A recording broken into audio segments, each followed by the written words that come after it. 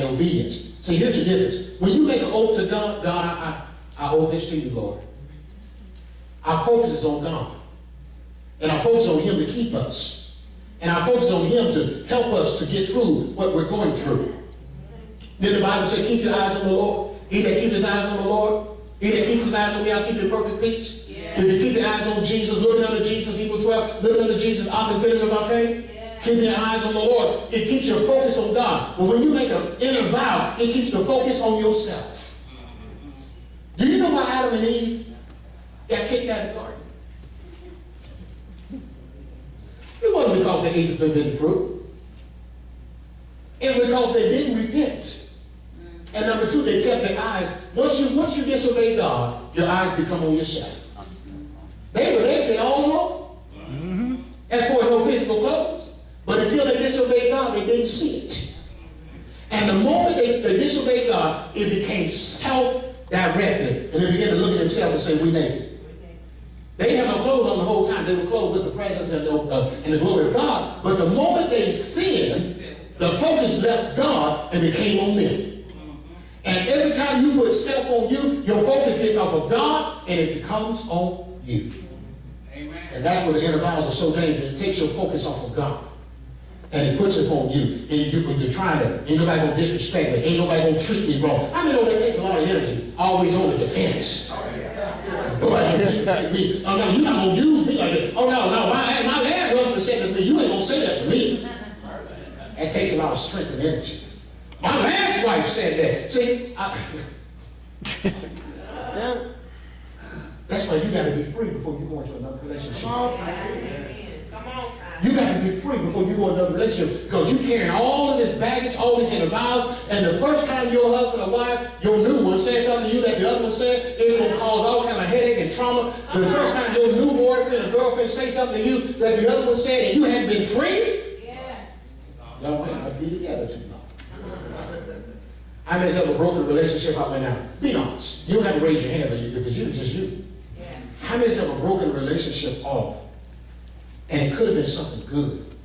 It could have been something God could have used. But they said something or did something that reminded you of what the other one did. And you said, I got time for that, baby. No. And you left a relationship that could have been promising because you wasn't free from an inner vow. There are all kinds of people that God can present to you that you will pass up on because you have not been free.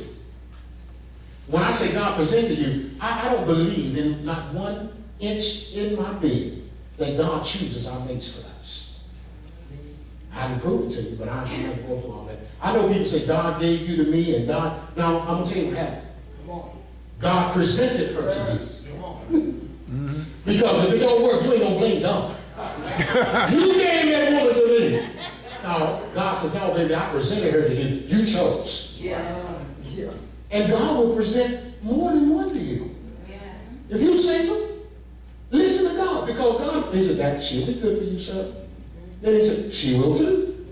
He said, she'll be good for you. He said, that one will too. But you choose. And when you choose, then you can't blame God if you don't do what it takes to keep it working. Come on, that's right. God, you gave this woman to me and she went out and cheated on me. God said, no, baby, you chose. So I don't believe that at all, that God chooses your mate for you. I believe God presents your mate to you and says she'll be good. And you use the criteria in my word to choose wisely. That's why I say marriage is for grown folk. You think about marrying somebody?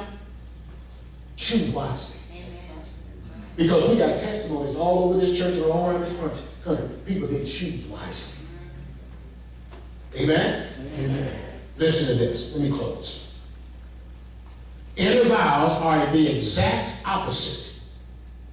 They are self-serving commitments that can resist and oppose the will of God in our lives. Let me read that again. Inner vows are the exact opposite. They are self-serving commitments that can resist and oppose the will of God in our lives. The last one I want to give you. When an inner vow is made, a course has been set for our lives, and until that thing is broken, It will direct our lives in that area. Say it again. When an inner vow is made, a course has been set for our lives. And until that thing is broken, it will direct our lives in that area. When I mean by in that area, you can be grown up in all of the areas. But in the area that you made that inner vow, it will course your life. You ever know people that just have a propensity to just keep repeating the same thing over and over and over, and they don't know why I keep doing this. I can tell you why you keep doing this. It's because you made it in a vow in that area, and every time that thing is presented to you, you react to it. Yes. There are families.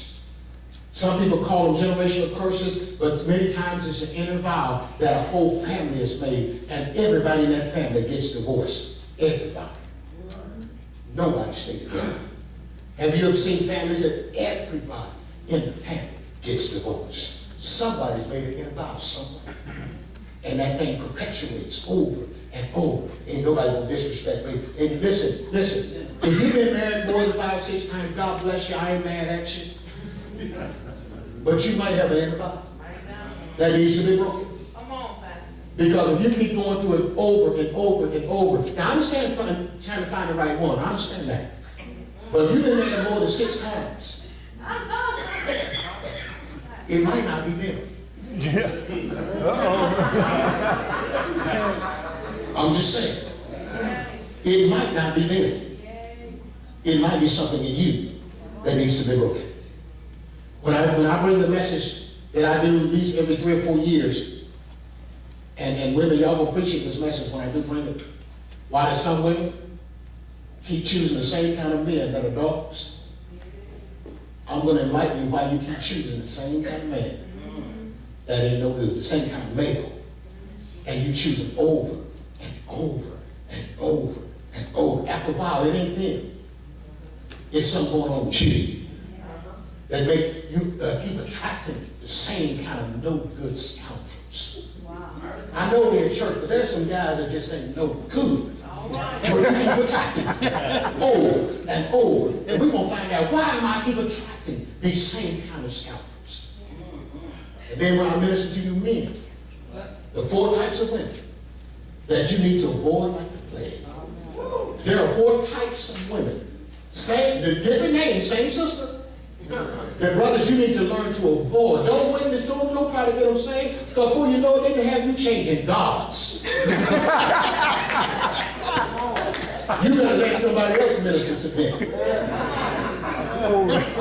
Samson should have heeded that advice. Yes, sir. There's always a Delilah out there, brothers. And there's always a Mrs. Potiphar. Uh-oh. You need to learn to avoid them. Don't witness to them. Don't collect $5. Don't pass go. Just avoid them. And I'm going to show you the Word of God, what the Bible tells you to avoid them. And I'm going to show you women why you keep attracting the same. Now, different name, same kind of man. After the second, third, fourth time, it ain't them. It's you. But that's another message. Many people value their inner vows above their commitment to God. When I begin to minister on inner vows, you open up a lot of stuff, and that's where we're going to open up some stuff. That's why you shouldn't ever open up things in people's lives if you're not spiritually equipped to deal with it. I never open up things in people's lives if I'm not spiritually equipped to deal with it. Because when you start bringing up past hurts and wounds and disappointments, if you don't know how to get them healed, you should not bother them at all. How many ever had something open up and you wish they never would have bothered you? Because it just opened up stuff that you tried to suppress and you tried to forget, but you can't get over it because you have not forgiven it, and it's not going away. It's just compounded. Listen, God wants you free in every area of your life, and He don't want you to just compress stuff and just try to forget it. He wants you free from it. Amen? And that's why I always tell you, you got to have spiritual authority that understands how to break inner vows and how to break things over people's lives, because you don't want to come to church over and over and over, come in bound and leave bound. You don't want that. And I don't want that for you. So next week, we're going to open the Word of God, and we're going to show you how to unlock and unlock these inner vows, expose them to the sun, and allow them to heal. Amen? Amen. Amen. Come on, stand to your feet. Hallelujah.